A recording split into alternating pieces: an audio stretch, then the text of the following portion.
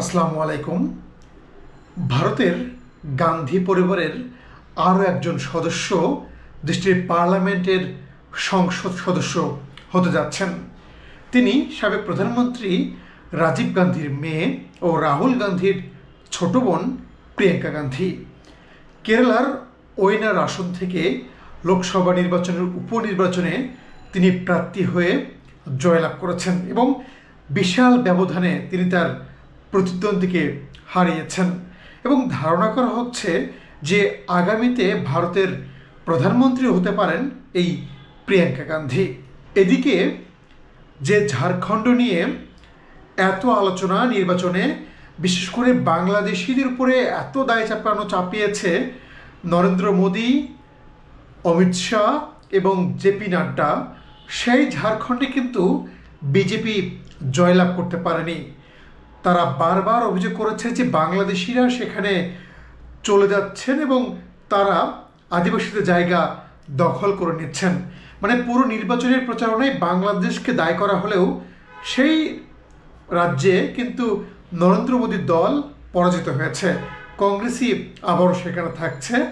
যদিও কংগ্রেসের যে মুখ্যমন্ত্রী প্রার্থী যিনি ছিলেন সেই হেমন্ত, তিনি কিন্তু একটা অভিযোগ করেছিলেন যে বাংলাদেশ নিয়ে বিজেপি এত কথা বলছে বাংলাদেশিদের নিয়ে, অথচ সেই দেশেরই একজন সাবেক প্রধানমন্ত্রীকে অবৈধভাবে আশ্রয় দিয়েছে মোদী সরকার।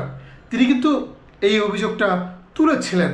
অন্যদিকে মহারাষ্ট্র, যেই মহারাষ্ট্রে গত লোকসভা নির্বাচনে একটা চমক দেখিয়েছিল কংগ্রেস নেতৃত্বাধীন ইন্ডিয়া জোট, সেই মহারাষ্ট্রে কিন্তু এবারের বিধানসভা নির্বাচনে পরাজয় বরণ করতে হয়েছে কংগ্রেস জোট, মানে সেই ইন্ডিয়া জোটকে।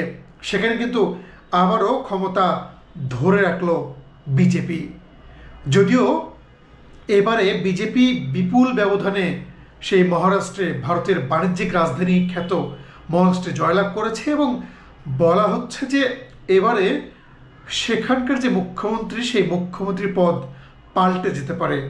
আগে যেখানে শিবসেনার মুখ্যমন্ত্রী ছিল একনাথ শিন্ডে, এবার সেখানে বিজেপির প্রার্থী মুখ্যমন্ত্রী হতে পারে। যদিও কংগ্রেস এখানে আশায় ছিল যে খুব ভালো ফল করবে, বিশেষ করে উদ্ধব ঠাকরের যে শিবসেনা, তাদের সঙ্গে কিন্তু কংগ্রেসের জোট ছিল। তাদের সঙ্গে আরও ছিল শারদ পাওয়ারের দল এনসিপি, যদিও তাদেরকে দাঁড়াতেই দেয়নি মোদির বিজেপি। সেই বিজেপি জোট আবারও মহারাষ্ট্রের ক্ষমতায় আসলো। তবে এবারের নির্বাচনে বা এবারে লোকসভার উপনির্বাচনে সবচেয়ে বড় চমক কিন্তু প্রিয়াঙ্কা গান্ধী। এখন দেখা যাক আগামীতে গান্ধী পরিবারের নীতি কি হয়, কারণ রাহুল গান্ধীও পার্লামেন্টে, প্রিয়াঙ্কা গান্ধীও পার্লামেন্টে, মানে এই পরিবারের দুইজন সদস্য, দুইজনই কিন্তু এখন পার্লামেন্ট সদস্য।